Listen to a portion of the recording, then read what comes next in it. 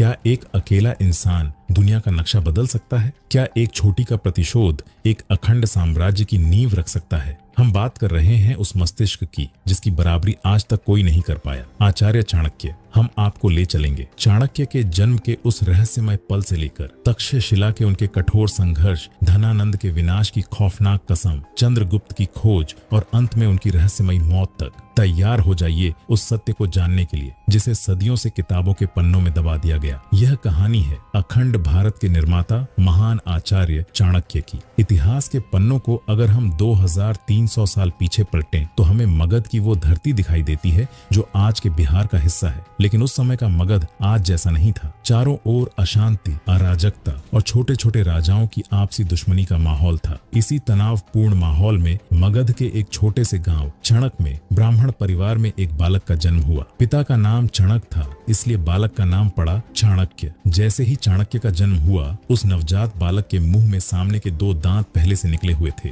मगध के सबसे बड़े ज्योतिषियों ने जब बालक का मुख देखा तो उनके चेहरे का रंग उड़ गया। ज्योतिषियों ने कहा, यह बालक साधारण नहीं है। इसके मुंह में दांतों का होना यह बताता है कि इसके भाग्य में एक चक्रवर्ती सम्राट बनना लिखा है। ये पूरी धरती पर राज करेगा और बड़े बड़े राजा इसके पैरों में झुकेंगे। मगर चाणक्य के पिता नहीं चाहते थे कि उनका बेटा सत्ता के लालच में पड़कर अपना धर्म भूल जाए या अहंकार में डूबकर किसी राजा की तरह विनाश का कारण बने। उन्होंने ज्योतिषियों से पूछा कि क्या इस भाग्य को बदला जा सकता है। ज्योतिषियों ने उत्तर दिया कि यदि इसके दांत तोड़ दिए जाएं तो यह खुद राजा तो नहीं बनेगा, लेकिन यह किंग मेकर बनेगा, यानी राजाओं को बनाने वाला और उन्हें अपनी उंगलियों पर नचाने वाला। पिता ने भारी मन से एक पत्थर उठाया और अपने ही कलेजे के टुकड़े के वो दोनों दांत तोड़ दिए। जैसे जैसे चाणक्य बड़े हुए, उनका जीवन खुशियों से नहीं बल्कि तिरस्कार से भरा रहा। चाणक्य दिखने में बिल्कुल भी सुंदर नहीं थे। उनका रंग सांवला था, शरीर दुबला पतला और चेहरा थोड़ा अजीब। जब वे गलियों में निकलते तो दूसरे बच्चे उनका मजाक उड़ाते। लोग उन्हें कुरूप कहकर पुकारते थे। एक ब्राह्मण बालक के लिए समाज का यह तिरस्कार सहना बहुत मुश्किल था, लेकिन चाणक्य के भीतर बचपन से ही धैर्य रखने की अद्भुत गुण था। वे लोगों की बातों पर गुस्सा नहीं करते थे, बल्कि शांत रहकर उन्हें देखते थे। उन्होंने छोटी उम्र में ही यह समझ लिया था कि सुंदरता शरीर में नहीं बल्कि बुद्धि में होती है। उनकी बुद्धि इतनी प्रखर थी कि जो पाठ उनके सहपाठी हफ्तों में याद नहीं कर पाते थे, चाणक्य उसे एक बार सुनकर कंठस्थ कर लेते थे। उन्होंने ठान लिया कि वे इसी ज्ञान को अपनी तलवार बनाएंगे। मगध उस समय शिक्षा का नहीं बल्कि भोग विलास और ताकत का केंद्र बन चुका था। चाणक्य जानते थे कि अगर उन्हें कुछ बड़ा करना है तो उन्हें उस जगह जाना होगा जहां सिर्फ दिमाग की पूजा होती है। वो जगह थी तक्षशिला। ये आज के पाकिस्तान के रावलपिंडी के पास स्थित तक्षशिला उस समय दुनिया का सबसे बड़ा ज्ञान का केंद्र था। चाणक्य ने एक दिन बिना किसी को बताए अपना झोला उठाया और मगध की सरहदें छोड़ दी। एक बालक जिसके पास रास्ते के खर्च के लिए पैसे नहीं थे, जो पैरों में खड़ाऊं पहने हजारों मील के सफर पर निकल पड़ा। रास्ते में जंगल था। कई रातें उन्होंने पेड़ के नीचे भूखे पेट सोकर गुजारी। जब वे तक्षशिला पहुंचे तो वहां का नजारा देखकर दंग रह गए। वहां दुनिया भर से आए विद्वान शास्त्रार्थ कर रहे थे। चाणक्य जब वहां पहुंचे तो उनकी वेशभूषा देखकर द्वारपालों ने उन्हें रोक दिया। उन्हें लगा कि यह गरीब ब्राह्मण का लड़का यहाँ क्या करेगा, लेकिन चाणक्य ने वहां के प्रधान आचार्य को शास्त्रार्थ के लिए चुनौती दे दी। तक्षशिला के इतिहास में पहली बार किसी छोटे बालक ने आचार्य को चुनौती दी थी। सभा बैठी, तर्क वितर्क शुरू हुए। चाणक्य ने वेदों, राजनीति और तर्क शास्त्र के ऐसे ऐसे प्रमाण दिए कि बड़े बड़े विद्वानों के पसीने छूट गए। उनकी आवाज में वो चमक थी और तर्क में वो काट थी कि प्रधान आचार्य ने खुद खड़े होकर उनका स्वागत किया और चाणक्य को दाखिला मिला। तक्षशिला के उस द्वार में चाणक्य ने दिन रात एक कर दिया। वहां उन्होंने सिर्फ धर्म नहीं पढ़ा बल्कि उन्होंने राजनीति और अर्थशास्त्र के उन रहस्यों को समझा जो अब तक गुप्त थे। लेकिन इसी बीच मगध से एक बुरी खबर आई। चाणक्य के पिता आचार्य चणक को राजा धनानंद ने बंदी बना लिया था। चाणक्य को जब यह पता चला तो उनका खून खौल उठा। वे भागकर मगध पहुंचे, लेकिन तब तक बहुत देर हो चुकी थी। उनके पिता को अपमानित करके राज्य से निकाल दिया गया था और उनकी संपत्ति छीन ली गई थी। अपने पिता की वो लाचारी और आंखों में आंसू देखकर चाणक्य के भीतर का शांत ब्राह्मण मर गया और एक क्रांतिकारी का जन्म हुआ। उन्होंने कसम खाई कि वे मगध के इस काले साम्राज्य को उखाड़ फेंकेंगे। चाणक्य वापस तक्षशिला आए, लेकिन अब वे पहले वाले विद्यार्थी नहीं थे। अब उनकी आंखों में प्रतिशोध की आग थी। उन्होंने अपनी पढ़ाई के साथ साथ युद्ध कला और रणनीतियों पर काम करना शुरू किया। वे जानते थे कि अकेले धनानंद से लड़ना खुदकुशी होगी। उन्हें एक ऐसा राजा चाहिए था जो उनके सपनों को सच कर सके। इसी दौरान उन्हें खबर खबर मिली कि यूनान का राजा सिकंदर भारत की तरफ बरहीच रहा है। पूरा भारत सो रहा था। राजा आपसी लड़ाइयों में व्यस्त थे, लेकिन चाणक्य ने देख लिया था कि भारत पर सबसे बड़ा संकट आने वाला है। एक तरफ घर का दुश्मन धनानंद और दूसरी तरफ बाहर का दुश्मन सिकंदर। चाणक्य का जीवन अब एक ऐसे दोराहे पर था जहाँ से पीछे मुड़ने का कोई रास्ता नहीं था। तक्षशिला की दीवारों के भीतर चाणक्य अब केवल एक छात्र नहीं रह गए थे, वे अब एक आचार्य बन चुके थे। उनकी ख्याति दूर दराज के राज्यों तक फैल रही थी, लेकिन उनके मन के एक कोने में अपने पिता का अपमान और मगध की दुर्दशा का घाव अभी भी हरा था। मगध, जो कभी वीरता और धर्म का केंद्र था, अब एक क्रूर और लालची राजा धनानंद के पैरों तले कुचला जा रहा था। और इधर सिकंदर अपनी विशाल सेना के साथ भारत की सरहदों पर दस्तक दे चुका था। भारत के छोटे छोटे राजा या तो डर के मारे उसके सामने झुक रहे थे या अपनी आपसी दुश्मनी की वजह से उसे रास्ता दे रहे थे। चाणक्य ने समझ लिया था कि अगर भारत को बचाना है तो एक विशाल और एकजुट साम्राज्य की जरूरत है, और उस समय केवल मगध ही ऐसा राज्य था जिसके पास इतनी सेना थी कि वह सिकंदर को रोक सके। यही सोचकर आचार्य चाणक्य ने एक बार फिर मगध की ओर प्रस्थान किया। उनके मन में निजी प्रतिशोध से बड़ा राष्ट्र प्रेम था। कई दिनों की कठिन यात्रा के बाद चाणक्य मगध की राजधानी पाटलिपुत्र पहुंचे। जहां कभी विद्वानों का सम्मान होता था, वहां अब केवल चाटुकार और भोगी लोग भरे पड़े थे। धनानंद ने दानशाला का अध्यक्ष बनने के लिए एक ब्राह्मण सभा का आयोजन किया था। चाणक्य, जो एक साधारण ब्राह्मण की वेशभूषा में थे, जब धनानंद दरबार में आया और उसने एक सांवले, दुबले और कुरूप दिखने वाले ब्राह्मण को उस ऊंचे आसन पर देखा तो उसका अहंकार 7वें आसमान पर पहुंच गया। उसने चिल्लाकर पूछा, यह भिक्षुक कौन है जिसकी हिम्मत मेरे सामने इस आसन पर बैठने की हुई? इसे यहाँ से घसीटकर बाहर फेंको। चाणक्य शांत रहे। उन्होंने अपनी गहरी और गंभीर आवाज में कहा, राजन, मैं यहाँ दान मांगने नहीं बल्कि मगध को आने वाले विनाश से बचाने की सलाह देने आया हूँ। यूनान का सिकंदर सरहद पर खड़ा है। अगर मगध नहीं जागा तो हम सब गुलाम बन जाएंगे। लेकिन धनानंद, जिसे अपनी 2 लाख की सेना और हजारों हाथियों पर घमंड था, उसने अपने सैनिकों को आदेश दिया कि इस कुटिल बुद्धि वाले को लात मारकर महल से बाहर निकाल दिया जाए। सैनिकों ने चाणक्य को पकड़ा और उन्हें घसीटते हुए महल की सीढ़ियों तक ले गए। उस छीना झपट्टी में चाणक्य के सिर की छोटी, जो एक ब्राह्मण के सम्मान का प्रतीक होती है, खुल गई। चाणक्य महल की सीढ़ियों पर गिरे। उनकी आंखों में प्रचंड अग्नि थी। वह अपमान केवल एक व्यक्ति का नहीं बल्कि विद्या और शिक्षक का अपमान था। चाणक्य खड़े हुए, अपनी खुली हुई शिखा को हाथ में लिया और धनानंद की आंखों में आंखें डालकर गर्जना की। धनानंद, तूने एक शिक्षक की बुद्धि को चुनौती दी है। तूने उस शिखा को छुआ है जो साम्राज्य बनाती भी है और उजाड़ती भी है। सुन, आज से यह चाणक्य अपनी शिखा तब तक नहीं बांधेगा जब तक तेरे इस घमंडी वंश का समूल विनाश न कर दे। मैं तेरे सिंहासन को जलाकर राख कर दूंगा और इस मगध की मिट्टी पर एक धर्मपरायण राजा को बिठाऊंगा। यह कोई साधारण धमकी नहीं थी। यह इतिहास का सबसे बड़ा डेथ वारंट था जो एक निहत्थे ब्राह्मण ने दुनिया के सबसे अमीर राजा को दिया था। चाणक्य उसी क्षण पाटलिपुत्र की सीमा से बाहर निकल गए। अब चाणक्य के पास एक लक्ष्य था, विनाश। लेकिन कैसे? उनके पास न सेना थी न धन। धनानंद के पास लाखों सैनिक थे। चाणक्य ने जंगल का रास्ता चुना। वे जानते थे कि महल के भीतर से नहीं बल्कि जमीन से जुड़कर ही धनानंद को गिराया जा सकता है। जंगल में भटकते हुए एक दिन चाणक्य की नजर कुछ बच्चों पर पड़ी। वे बच्चे राजकीलम नाम का खेल खेल रहे थे। एक छोटा सा बालक पत्थर के एक ऊंचे टीले पर बैठा था जो राजा बना हुआ था। बाकी बच्चे उसकी प्रजा और सैनिक थे। चाणक्य ने छिपकर उस बालक को देखा। वह बालक जिस अधिकार और न्याय के साथ बच्चों के झगड़े सुलझा रहा था, उसकी आवाज में जो खनक थी और उसकी आंखों में जो निडरता थी, उसने चाणक्य को रुकने पर मजबूर कर दिया। तभी कुछ शिकारी वहां आए और बच्चों को डराने लगे, लेकिन वह छोटा सा राजा डरा नहीं। वह अपने ऊंचे स्थान से उतरा और शिकारियों के सामने खड़ा होकर बोला, मेरे राज्य में किसी को डराने की अनुमति नहीं है। चाणक्य समझ गए कि उन्हें अपना अस्त्र मिल गया है। चाणक्य उस बालक के पास गए और उसका नाम पूछा। बालक ने गर्व से कहा, चंद्रगुप्त। चाणक्य ने उस बालक को उसके माता पिता से खरीद लिया। जी हाँ, इतिहास कहता है कि चाणक्य ने चंद्रगुप्त की प्रतिभा को पहचान कर उसे अपनी संरक्षण में लेने के लिए स्वर्ण मुद्राएं दी। अब चाणक्य के पास एक योद्धा था और खुद की बुद्धि थी। उन्होंने चंद्रगुप्त को तक्षशिला ले गए। चाणक्य ने चंद्रगुप्त को केवल तलवार चलाना नहीं सिखाया बल्कि उसे शेर का जिगर और लोमड़ी की चालाकी दोनों दी। वे उसे बचपन से ही भोजन में थोड़ा थोड़ा झर देने लगे। वे जानते थे कि भविष्य में चंद्रगुप्त को झर देकर मारने की कोशिश की जाएगी, इसलिए उन्होंने उसका शरीर विष मुक्त बनाना शुरू किया। लेकिन क्या एक बालक और एक ब्राह्मण मिलकर सिकंदर जैसे महान योद्धा और धनानंद जैसे क्रूर सम्राट को हरा पाएंगे? चाणक्य और चंद्रगुप्त अब तक्षशिला पहुंच चुके थे। लेकिन हवाओं में झरघुला हुआ था। सिकंदर भारत की सरहद के बिल्कुल करीब था।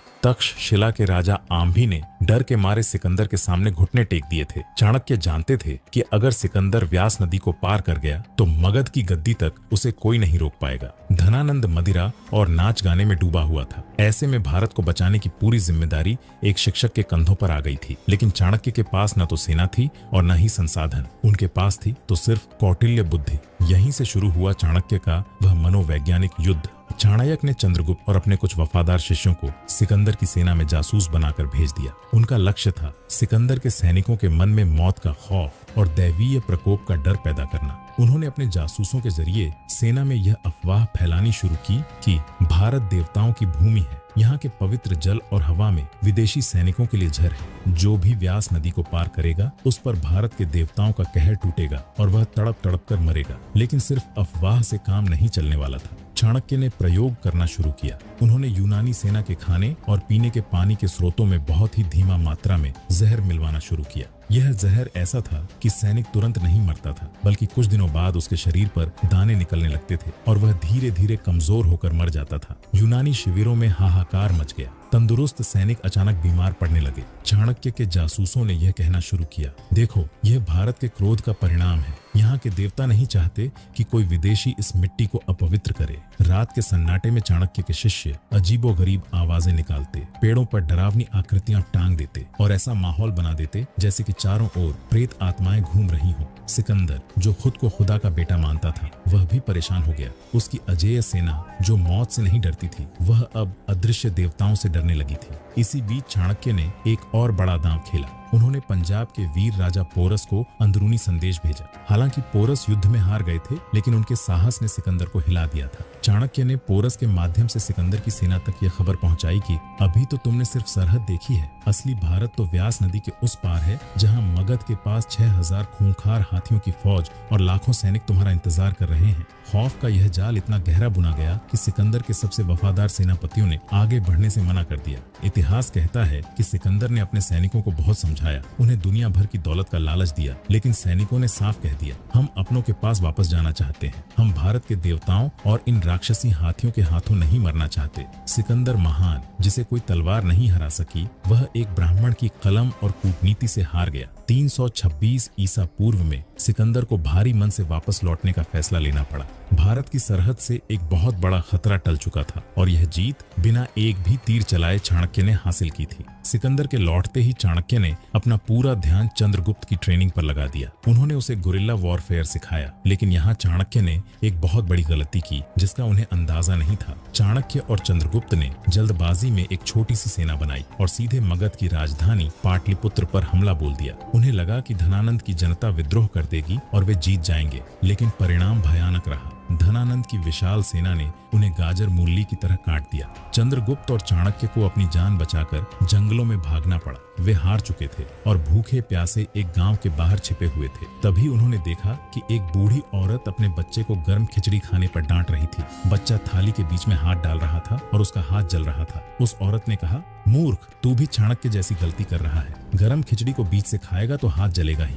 किनारे किनारे से खा, जहाँ खिचड़ी ठंडी है। चाणक्य के कान खड़े हो गए। उन्हें अपनी गलती का एहसास हुआ। उन्होंने सीधा मगध के केंद्र पर हमला करके गलती की थी। इसी बीच चाणक्य को एक ऐसी गुप्त शक्ति के बारे में पता चला जो धनानंद के महल के अंदर ही पली बढ़ी थी, विषकन्याएं। चाणक्य की एक ऐसी गुप्त खोज थी जिसका जिक्र अर्थशास्त्र में भी मिलता है। चाणक्य ने अनाथ और बेहद खूबसूरत कन्याओं को चुनकर उन्हें बचपन से ही बहुत ही धीमी मात्रा में झर देना शुरू किया। सालों तक झर पीते पीते इन लड़कियों का शरीर खुद एक जीवित झर बन जाता था। कहा जाता है कि इन कन्याओं का केवल एक चुंबन या उनके शरीर का पसीना भी सामने वाले की मौत का कारण बन सकता था। चाणक्य ने इन विषकन्याओं को धनानंद के मित्र राजाओं और उसके सेनापतियों के पास जासूस बनाकर भेजा। सुंदरता के जाल में फंसकर दुश्मन के सेनापति मौत की नींद सोने लगे। महल के भीतर सन्नाटा पसरने लगा था। चाणक्य और चंद्रगुप्त अब मगध की सरहदों से दूर विंध्याचल के जंगलों में छिपकर अपनी नई शक्ति बनाने लगे। उन्होंने उन लोगों को इकट्ठा किया जिन्हें धनानंद ने अपमानित किया था, वे राजा जिनकी जमीनें छीनी गई थीं, और वे कबीले जो टैक्स के बोझ तले दबे थे। देखते ही देखते चाणक्य ने लुटेरों, शिकारियों और बागियों की एक ऐसी सेना तैयार कर ली जो मरने मारने के लिए तैयार थी। परंतु चाणक्य जानते थे कि धनानंद के पास अमात्य राक्षस जैसा वफादार और बुद्धिमान मंत्री है। इसी दौरान चाणक्य ने एक और मास्टर स्ट्रोक खेला। उन्होंने हिमालय के एक शक्तिशाली राजा परवतक से संधि की। चाणक्य ने परवतक को लालच दिया कि धनानंद के पतन के बाद मगध का आधा साम्राज्य उसे दे दिया जाएगा। परवतक की विशाल पहाड़ी सेना और चंद्रगुप्त की फुर्तीली टोली ने मिलकर मगध के सीमावर्ती किलों पर कब्जा करना शुरू किया। उन्होंने धनानंद के दरबार में अपने जासूसों का ऐसा जाल बिछाया कि दरबारी एक दूसरे पर शक करने लगे। अमात्य राक्षस खुद धनानंद को मारकर राजा बनना चाहता है। शक का ऐसा बीज बोया गया कि धनानंद अपने ही वफादारों को जेल में डालने लगा। चंद्रगुप्त अब 20 साल का एक गठीला और बेहद फुर्तीला योद्धा बन चुका था। चाणक्य उसे रोजाना आधी रात को जगाकर युद्ध का अभ्यास करवाते थे। उन्होंने चंद्रगुप्त को सिखाया था कि युद्ध में धर्म और अधर्म कुछ नहीं होता, केवल विजय सत्य होती है। चंद्रगुप्त की सेना ने मगध के गांवों में घुसकर धनानंद के खजानों को लूटना शुरू किया। धनानंद को जब पता चला कि वह कुरूप ब्राह्मण अभी भी जिंदा है और उसने एक बड़ी सेना बना ली है, तो उसने अपने सबसे खूंखार सेनापति भद्दसाल को आदेश दिया कि वह चाणक्य और चंद्रगुप्त का सिर काट कर लाए। विंध्याचल की पहाड़ियों के पास दोनों सेनाओं का सामना हुआ। यह युद्ध चंद्रगुप्त के लिए अपनी काबिलियत साबित करने का सबसे बड़ा मौका था। धनानंद की सेना को लग रहा था कि वे इन बागियों को मिनटों में कुचल देंगे, लेकिन उन्हें नहीं पता था कि चाणक्य ने उस पहाड़ी रास्ते पर पहले से ही गड्ढे खोदकर उनमें जहरीले कांटे बिछा दिए थे। जैसे ही धनानंद के हाथी आगे बढ़े, वे उन गड्ढों में गिरकर तड़पने लगे। हाथियों की चीख ने सेना में भगदड़ मचा दी। तभी पहाड़ियों के ऊपर से चंद्रगुप्त और उसकी सेना ने पत्थरों और जलते हुए तीरों की बौछार कर दी। यह गुरिल्ला युद्ध था। धनानंद की पारंपरिक सेना इस अचानक हमले के लिए तैयार नहीं थी। उस दिन मैदान ए जंग में चंद्रगुप्त की तलवार ने बिजली की तरह काम किया। उसने भद्दसाल के कई प्रमुख सेनापतियों को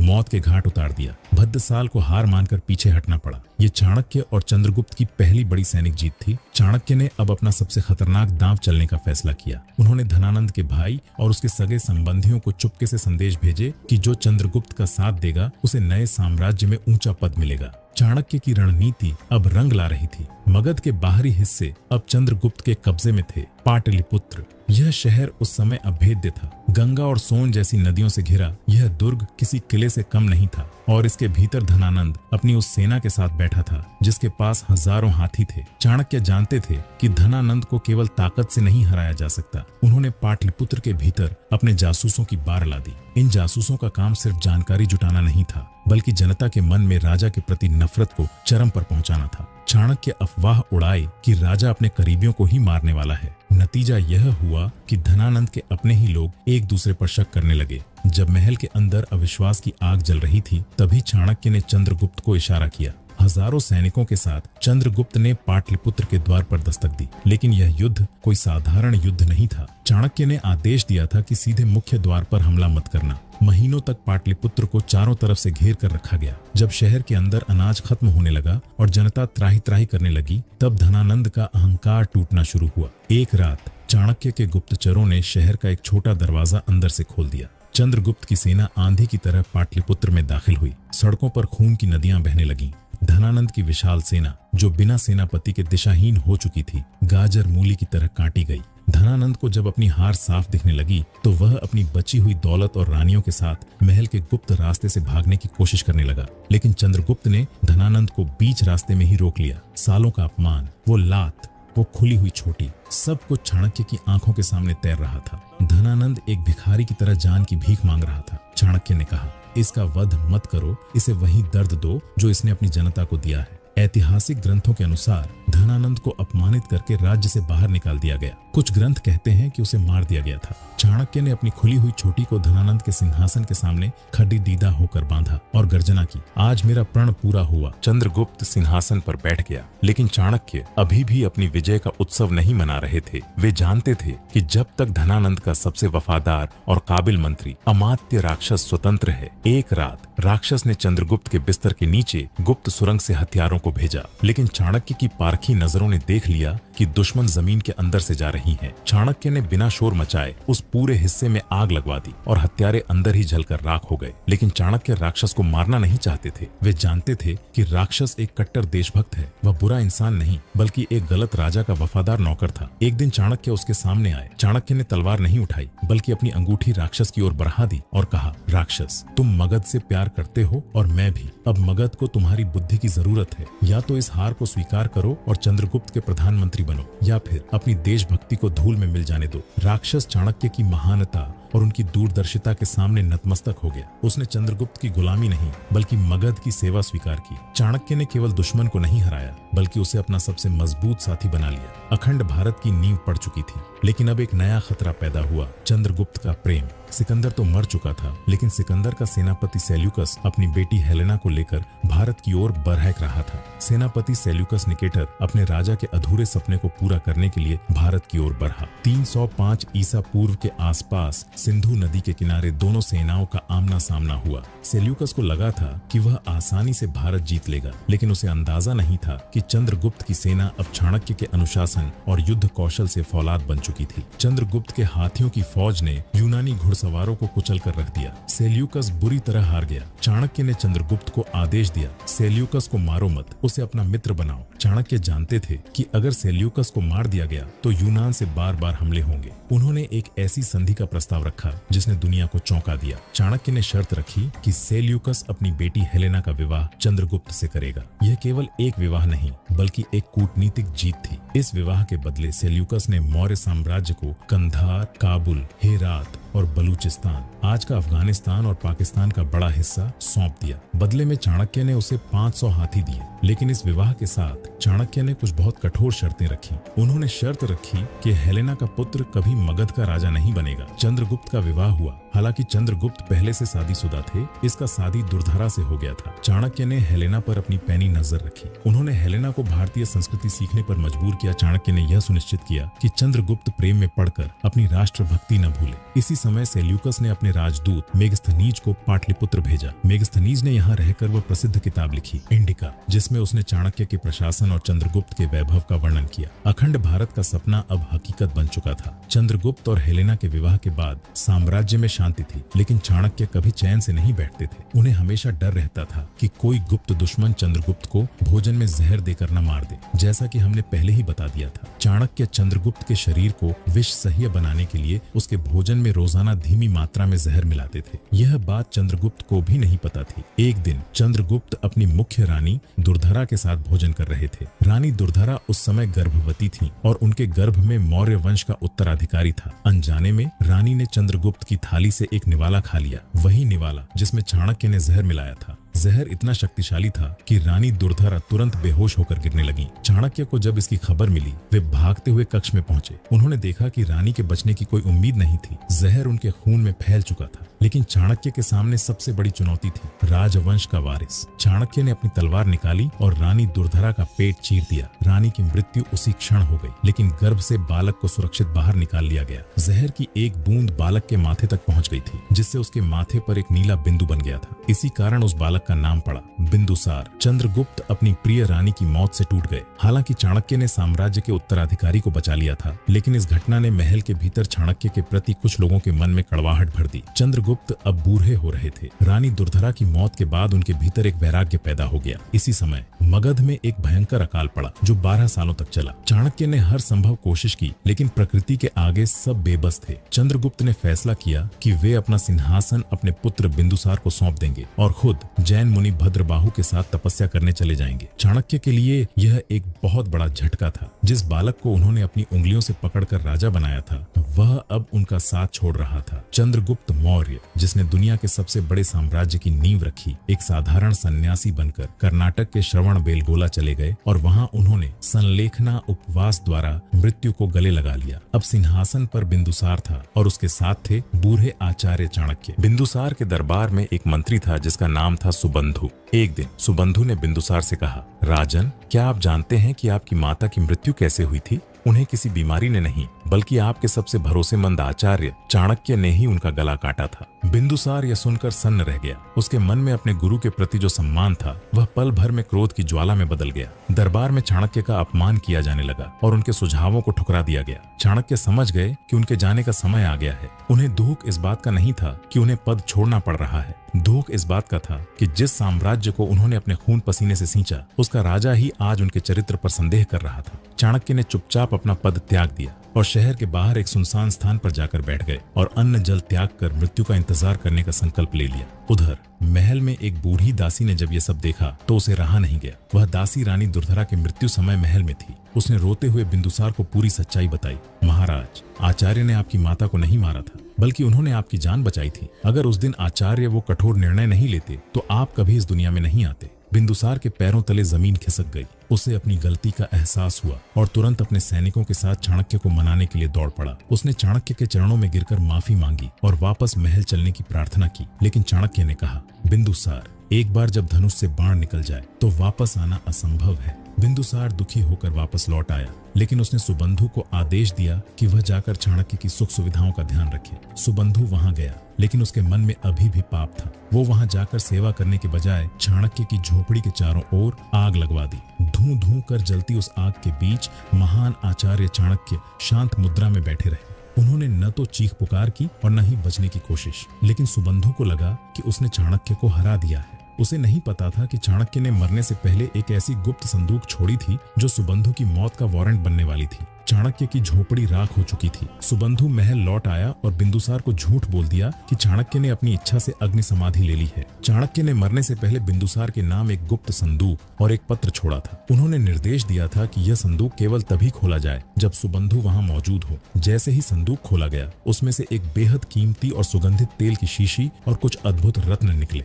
साथ में एक पत्र था जिसमें लिखा था, यह मौर्य वंश की सबसे बड़ी संपत्ति है। जो इसे अपने शरीर पर लगाएगा वह अजेय हो जाएगा। सुबंधु के लालच ने उसे अंधा कर दिया। उसने सोचा कि चाणक्य ने मरते मरते बिंदुसार के लिए कोई वरदान छोड़ा है। उसने बिंदुसार से आग्रह किया कि वह इस तेल का परीक्षण करना चाहता है। जैसे ही सुबंधु ने उस तेल को अपने शरीर पर लगाया, उसके शरीर में भयंकर जलन होने लगी। दरअसल वह तेल नहीं, बल्कि एक ऐसा धीमा जहर था जो त्वचा के संपर्क में आते ही खून को जमा देता था। चाणक्य जानते थे कि सुबंधु जैसा लालची इंसान उस संदूक को देखते ही उस पर झपटेगा। सुबंधु तड़प तड़प कर दरबार में गिरने लगा। तभी चाणक्य का एक वफादार शिष्य सामने आया और उसने बिंदुसार को चाणक्य का असली अंतिम पत्र दिया। उस पत्र में लिखा था, बिंदुसार, सुबंधु ही तुम्हारी माता की मृत्यु का सच तोड़ मरोड़ कर बताने वाला और मेरी कुटिया में आग लगाने वाला असली अपराधी है। इसकी मौत का प्रबंध मैंने पहले ही कर दिया था। बिंदुसार की आंखों से आंसू बहने लगे। उसी पत्र के आखिरी हिस्से में चाणक्य ने बिंदुसार को एक चेतावनी दी थी।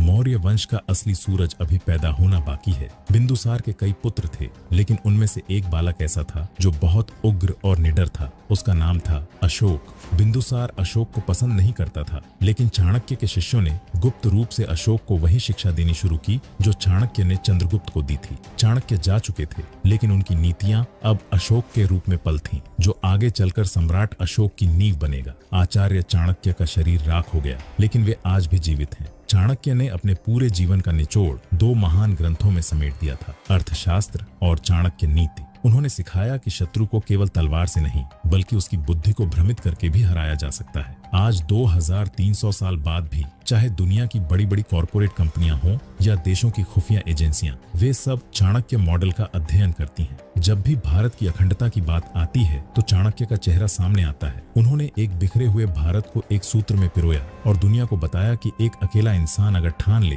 तो वह इतिहास की दिशा बदल सकता है। उनका प्रतिशोध पूरा हो चुका था। भारत को एक महान सम्राट मिल चुका था। उनकी कहानी हमें सिखाती है कि आपका रूप, आपकी गरीबी या आपका अतीत यह तय नहीं करता कि आप कहां पहुंचेंगे। यह आपकी बुद्धि और आपका निश्चय तय करता है। इतिहास का वह सांवला और कुरूप ब्राह्मण आज भारत का गौरव है। चाणक्य मरकर भी अमर हैं, क्योंकि उनका विचार कभी नहीं मर सकता। दोस्तों, ऐसे डॉक्यूमेंट्री वीडियो को बनाने में हमें बहुत समय और मेहनत लगता है। हमारे लिए आपकी एक सब्सक्राइब भी बहुत मायने रखता है, जो कि आपके लिए वो सब्सक्राइब बटन बिल्कुल फ्री है। तो दोस्तों, चैनल को सब्सक्राइब कर लीजिए। अगर आपको महान चाणक्य के जीवन की यह गाथा पसंद आई तो इसे शेयर करें और हमारे गौरवशाली इतिहास से जुड़ने के लिए हमसे जुड़े रहें। जय हिंद, जय भारत।